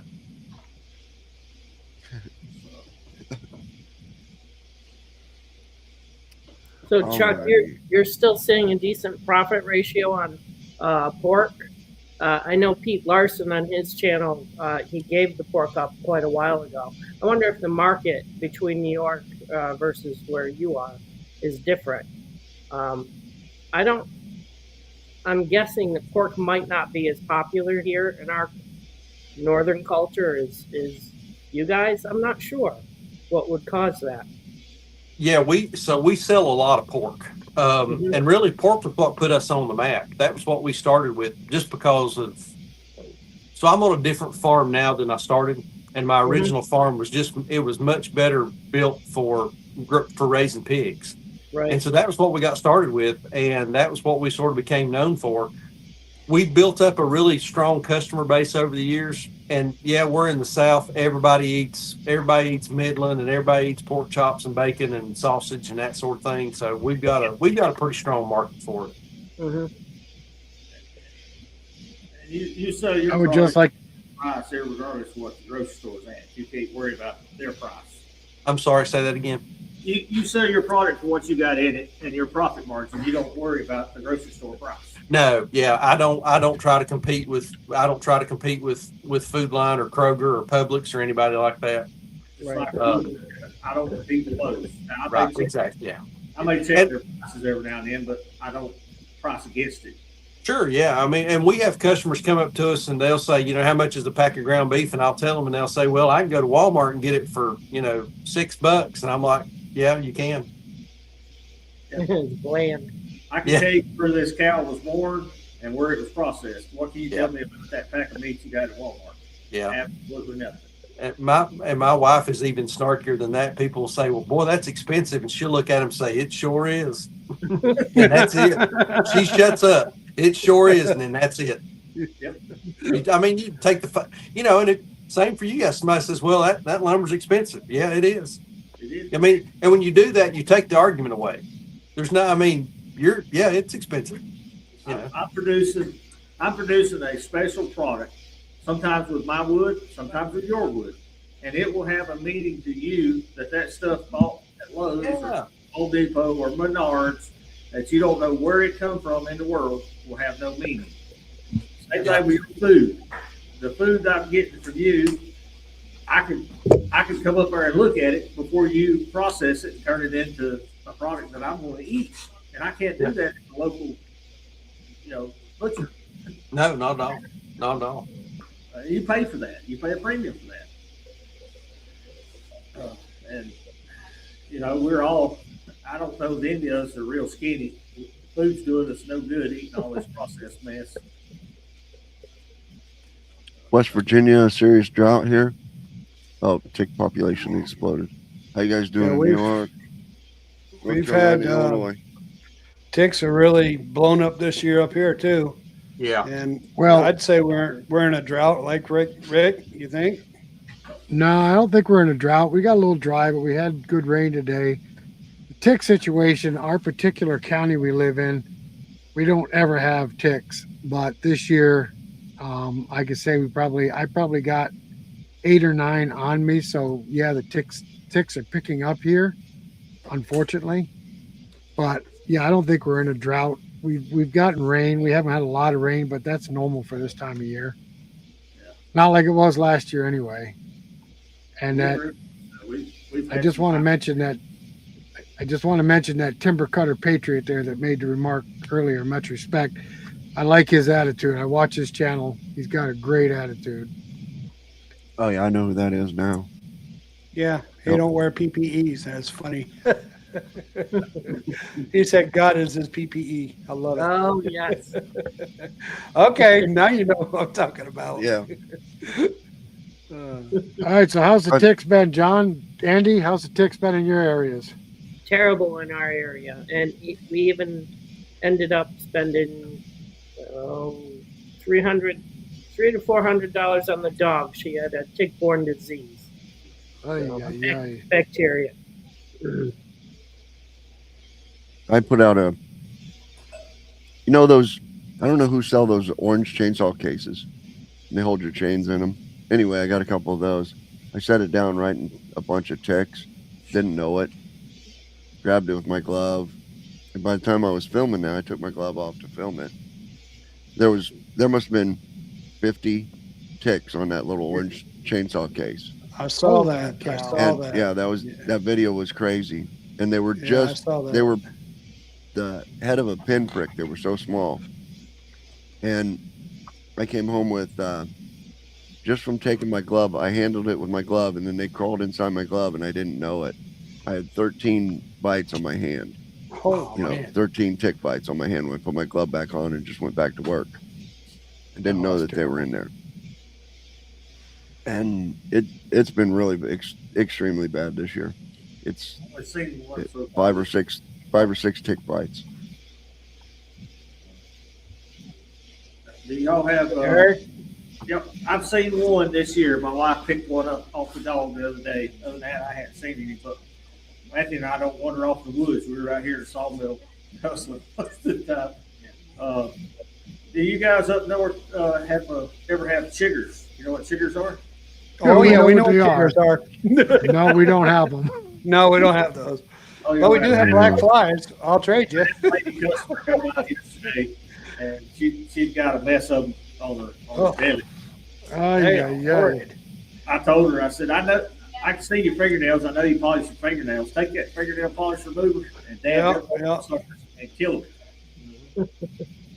Yeah, but if you got hair on your body, it hurts worse to pull it off than to pull the trigger out. I've dealt with chiggers when we lived down south. There's nothing nice about chiggers at all.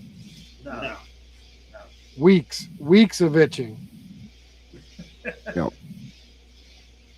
Just amazes me how they get down in the hair follicle. That's crazy. It's nasty. They're nasty little things, boy.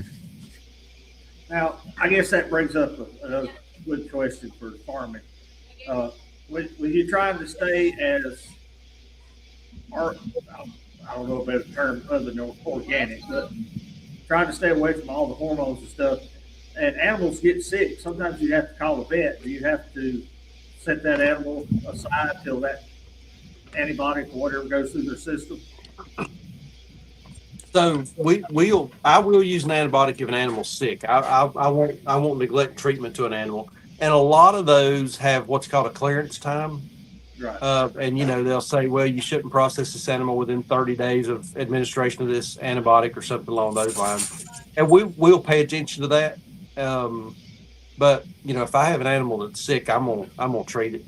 I'm not gonna let it Take care of suffer. their health. Yeah. That's just, and modern medicine, you know what the cost of losing an animal is. It can impact a lot. Yeah. And we make that clear to our customers, that yes, while we are prophylactically antibiotic free, if we have a sick animal, we treat them. Right. Well, you don't treat yourself. Why would you keep the animal you care for? Yep. Another good reason not to go to Central Mississippi. I'm glad you guys have them down there. Keep them down there. We'll ship you a box of them here soon. No, that's all right. Around here We'll ship in the summertime, if some you're black flies down. a field of wildflowers or somebody's got a hay field overgrown, you're asking for best chickens. Yeah, boy. Best thing to do is stay out of it. I noticed on your videos, Chuck, you're fighting some weeds in your pasture, and without using any kind of herbicide. What's your best technique for kind of curtailing them? And I know the cows won't eat them, but if you get them down, they will kind of stomp them out for you at some point, won't they? Yeah, we'll use mechanical methods. We'll mow. Yeah, I've got a bad pigweed problem right now, so we try to keep that knocked down. And if you keep it knocked down and let some of your grasses and stuff get ahead of it, sometimes that'll choke it out. That'll slow it down from growing. So we just use mechanical methods, and then rotationally grazing helps a bunch. Because the cows will, they will encourage growth of those species that they want to eat by mowing it off. So yeah, but I don't. You ever back drag your pasture after the cows move on to kind of No. the patties and stuff? No, never have, and the reason is for a lot of the microfungi and the good bugs and the dung beetles and that kind of thing to actually work that manure and get it down into the ground. It has to it has to be moist. And whenever you break those patties up and you rake them out, they get dry, and it's not nearly as effective. So no, I don't back drag. Do you control that by just moving when you're having to feed them hay? Just move the hay feeding spot? Yeah, we feed hay in the wintertime and we unroll it, or we'll bale graze. We'll just put our hay at different strategic locations. So if I've got an area that I don't have any grass growth in, or I don't have good growth, I'll put hay out on it. Cows will come in, they'll eat it, they'll poop on it, they'll pee on it, they'll stomp it into the ground. So we're getting some good carbon down in the ground, and that really helps our grass growth. Do you let the cows come up and graze where the chickens have been recently? Because I know that's good grass. Yeah, we let them graze behind the chickens. That's some high nitrogen grass. Yeah, boy, that's some hot stuff, man. That's some hot stuff. I know you can't move Chuck, chickens far away from the house, or you're into foxes and stuff like that. So you got to keep them up pretty close, don't you? Yeah, we do. We use a lot of electric netting and electric fencing around our chickens. That helps. Yeah. Any, you do any veal or just beef? Just beef. Yeah, just beef.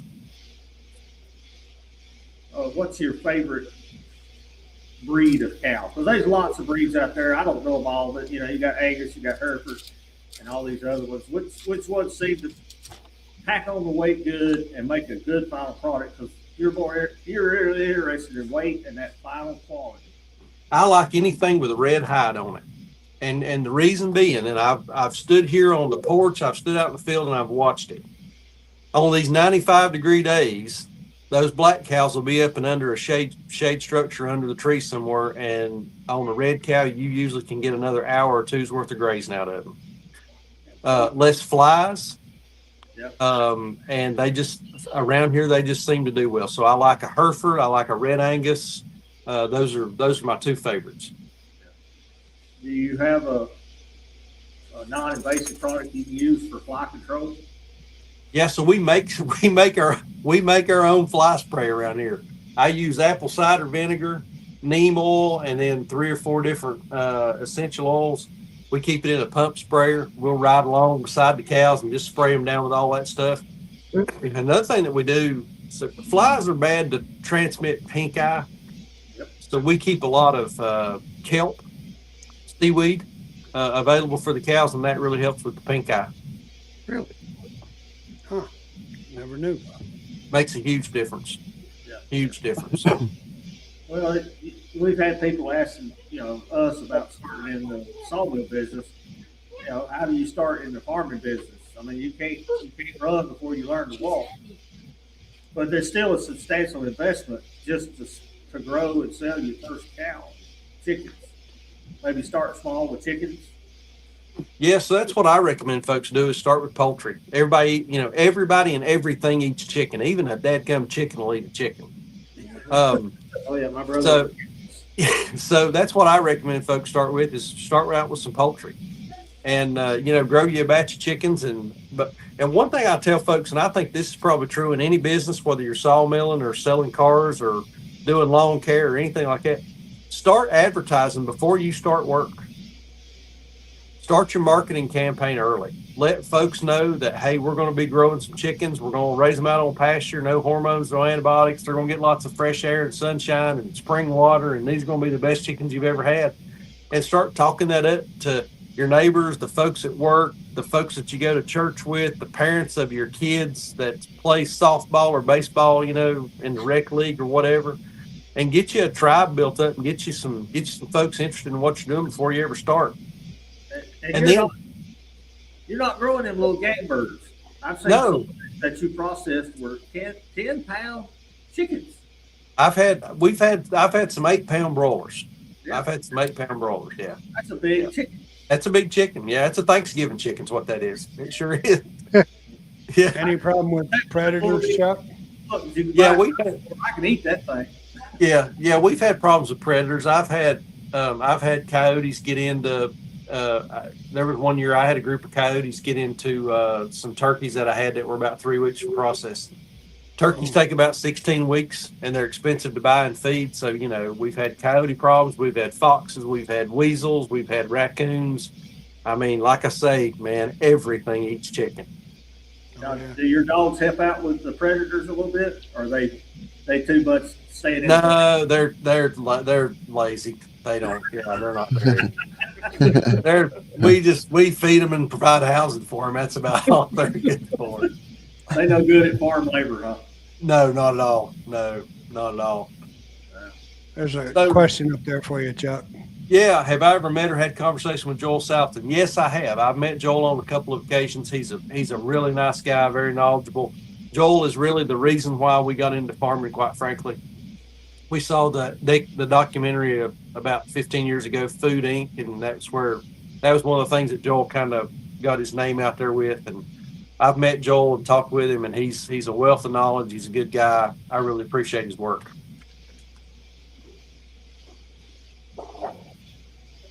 Now, would you say that most of the farming rules are kind of consistent across the country? I know they're different, but if you want to produce a product and sell it legally. Yeah, red meat is varied. Beef and pork, lamb, goat, elk, buffalo, bison. On red meats, the rules are pretty consistent across the country. Poultry is very different. Each state really kind of controls its poultry rules. And so poultry, chicken and turkey, quail, duck, geese, emu, poultry is a lot. Poultry varies from state to state. Now, is your poultry USDA or is that just strictly for red meat? No, that's strictly for red meat in North Carolina. There are no USDA inspected poultry processors in North Carolina, but we process on farm. We have an exemption through the North Carolina Department of Agriculture. We are inspected and checked and have to have our water tested twice a year and all that kind of stuff. But we have a 20,000 bird exemption. I can process up to 20,000 chickens on my property every year. And per that, you have to expect to have the random that guy shows up at your gate. Hey, I want to see what you're doing today. Yeah, we've had that happen. We had a complaint a couple of years ago. Somebody called us in for something. I have no idea what. But my wife and I were at a farmer's market, and our local ag guy, the inspector, calls us up and says, "Hey, I'm at your farm. We've had a complaint. Are you here?" And we're like, "No, we're not here, but go on in, look around. We have nothing to hide." But yeah, we're subject to random inspections. Well, that's to be expected. You're producing a food staple, but that's just part of the game you're in. Yeah, and whenever you put your entire life and your entire business out there on YouTube, you're susceptible to getting some weirdo making a complaint. I mean, that complaint could have come from somebody in Austin, Texas, for God knows, for all we know, or it could have been somebody down the road. It could have been a competitor. There's no way of knowing, Right. Well, we had a couple when we started this video talking about cutting trees. If you're loving trees, why are you watching the Sawmill channel? Exactly. If you're a vegetarian, why are you watching the Sawmill channel that's talking to a guy that farms cows, chickens, and pigs? Exactly. Yeah, exactly. Yeah. I don't like watching women's clothes, so I'm not watching the YouTube channel talking about women's clothes. Yeah, you're looking to be triggered. Yeah, you're looking to be triggered. Go somewhere else. Yeah. You know. What do you think, John? You got any more questions? No, I had to, but talking about that, complaints and stuff, I actually had to call one in the other day. What road? Yeah, I know. I tried everything not to be a Karen, but I was like, look, I'm just gonna have to be a Karen if you guys aren't gonna, help me out here. But the neighbor sprayed and on a windy day and just killed all, just devastated my fruit trees Oh man. and You can't do that. and oh yeah, they can. You got that done with neighbors, apparently? No, the neighbor's fine. The neighbor's good. The company he hired to do it is just they're not. They just don't care, And It's laws for people that just don't care. yeah, but you just can't make them. There's no making them care. Were they drone spraying? Nope, they were land spraying Okay. on a windy day, 95 degrees, 18-mile-an-hour wind, doing about 25 miles an hour through the field. Man. Just and there's just nothing you can do. Even a civil lawsuit isn't gonna slow these guys down. A company spraying, I don't know how many thousands and thousands of acres they're spraying. You know what I mean? And I'm sure they employ lawyers to fight this stuff all the time. Well, you do have a YouTube platform to make your voice heard. Yeah, I hear you. I'm thinking about that, and I'm thinking about another one too. But it gets rough, especially when you're trying to raise your cows on a pasture that's not being sprayed by those chemicals. Yeah. You're intentionally raising your cattle and on the pasture and your chickens on a pasture that's not sprayed by those chemicals. Exactly. And it gets rough. Yeah. I mean, they get your vegetable garden and your apple orchard, and it gets rough. A few hundred miles out in the country, I can tell you how to cure that problem. Yeah. You're a little too close to city life there. No, I'm not close to city life. I'm a couple hours from Chicago. Well, my closest neighbor is a half mile. You have any idea what they're spraying? Not 2,4-D? not officially yet, but the guy who came out and inspected said, yeah, it was 2,4-D, or there was another one. Oh yeah, 2,4-D will do a lot of damage. Yep. It's going to take your trees a long time to recover. Oh yeah. If I want to kill trees, I use the Roundup and 2,4-D, and you'll kill anything growing. Yep, it's rough. 2,4-D is a good broadleaf killer. That's some rough stuff. Yeah, they got my walnut. They got my walnut grove up on the hill, walnut and cherry grove. My apple trees, my pawpaw trees. Pawpaw actually did probably the best, but pear tree, garden, all the wife's ornamental trees. This is a small business corn. or a big business? They're big business. Big business hates media. They hate loudmouth YouTubers. Yeah, I hope so. We'll find out probably. We've seen over and over in America that if you want to change the political arena, you get enough people fed up with it to start voicing things, and things happen. The only way to shut you up is fix the problem. Yep, I had to make the call. One of the big things out there right now is flock cameras. And I'm sick and tired of them, and I'm waiting for the rest of America to wake up and realize that we don't need a surveillance state in the United States of America. Did I? Yep. So, oops. Very little the next live stream. Oh, okay. But anything you want to add to? Hopefully, we don't have next month scheduled yet. We're looking at the dovetailed cabin jigs, though. I was going to ask if anybody had tried those. I'm interested in buying one of those. So y'all going to review that next month? We're hoping to have him on here next month. Oh, nice. That's on the schedule. Yeah. And I'm looking forward to that one too. I'm gonna build one of those cabins, just like, except it's not gonna be a timber frame, but for the purpose of what you're doing it, Yeah. for, is to sell the chicken and sell the egg and sell the beef out of. I've considered No. building, getting that jig and building one of those down here next to my garden and having it as like a little garden shed with like a porch so we can sit out there and break beans and all that kind of stuff, just a little storage thing. That just seems like that'd be a quick, easy way to get you a building up, without a lot of fuss. Yep. That's who we're hoping next month. Yeah. Third Saturday of the month. Yep. 7 p.m. Central. 8 p.m. for all you East Coasters. And Craig be back next month or not? We don't know. We No don't know idea. yet, huh? He'd be the guy to talk about if there was somebody was talking about the fire. They were getting free logs from a fire. Burnt logs. That'd be Craig you need to talk to. Kilton Yeah, Sawyer.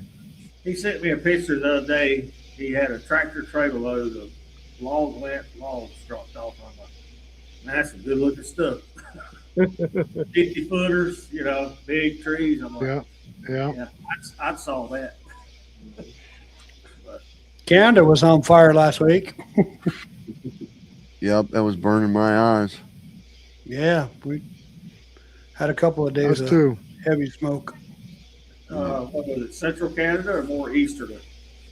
Have no idea. I know Western Canada's called a good bit of rain lately. It's Alberta that way. Wisconsin, straight above Wisconsin. Wisconsin was actually on fire a little bit. Got a little bit of it. Central Canadian, yeah. Yeah, and that Gulf Stream brought it right straight down to us, and it was bad. It was burning your eyes, Wow. for Yeah. sure. Yeah. Yep. It was bad here. That's why we manage forest people. For all you people out there that are tree huggers, every one of us are tree huggers. I love hugging a tree right before I put it into some beautiful lumber. If you don't manage our forest, this is what you get. Chuck's already said he's got 120 acres up there. If he don't manage that forest, one little forest fire can devastate him. Yeah, boy. All that leaf litter and limb litter on the ground, if you've got that cleaned up and a fire rolls through, it just burns that mess off and don't hurt a thing. But when you got tens of thousands of trees everywhere, you burn down the neighborhood. Well, it's like up here in New York, the Adirondack Park, forever wild. They will Yeah. not log it. I don't understand why people can't understand that.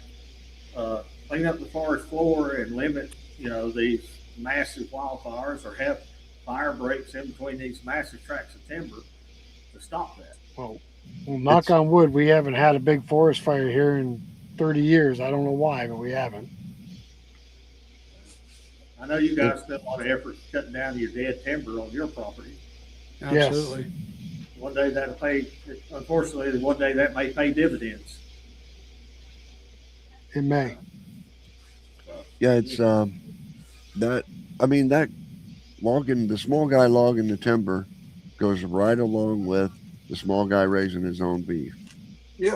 When the beef industry is in trouble, when the chicken industry is in trouble, how many millions of birds did they kill in the chicken industry? You know what I mean? That doesn't affect the small guy right there raising, healthy birds right there on his property. And the timber industry, burns down. $6 a dozen at Ingles. Well, a good example was the egg business. What? Yeah. Yep. First part of the year. Small people, the small guy didn't worry about it. We had chickens. Right. The same when 2x4s were, $10 a piece. The guy with the sawmill, the small guy with the sawmill wasn't worried about timber, 2x4s being $10 a piece. No, we like them when they're that on a expensive. small farm. Yeah. Yeah. And they're Especially not if you're even they're not even true 2x4s. Yep. It's, About that time, isn't it, John? it is about that time. I am ready Pleasure, whenever brother. you all are. In to join us. I really You got it. appreciate the invite. Enjoyed hanging out with you guys. Love the conversation. Thank y'all so much for having us. We really do appreciate it. Well, Thank thank you, you for Chuck. coming on, Chuck. I appreciate you guys putting out the videos that you do. You know what I mean, on showing the small farm like that. You know, that's really nice. Yeah, we have a lot of fun with doing the YouTube video. That's been good for the business. We've met. I mean, I wouldn't have met you guys. I wouldn't know Eric if it wasn't for that. So it's been a good community builder for us for sure. Well, you know, so I appreciate the, you know, we lost a cow video. I appreciate we didn't catch the queen bee video. You know what I mean? I appreciate the mistakes. I appreciate the mistake videos also, because that it just makes it real on YouTube, and it's not, I don't want you to be a big business YouTube channel. You know what I mean? I want the real life, you know, farm on there. Man, I tell you, if it wasn't for mistakes, sometimes I wouldn't have any content to shoot. Yep. I get beat up in the comments for it, but that's all right. Tell Miss Sunday Yeah. tonight she could have joined in and kept you straight. And she's in here, got her feet up. I don't know what she's doing. I got to beat up. All right. Thanks, sir. Thanks for joining us. Good night, everybody. We'll see you next third Saturday of next month.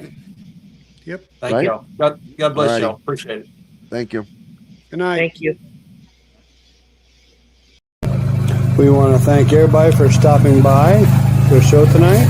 And remember, it's the third Saturday of every month that we all gather and are on the show. See you later, guys.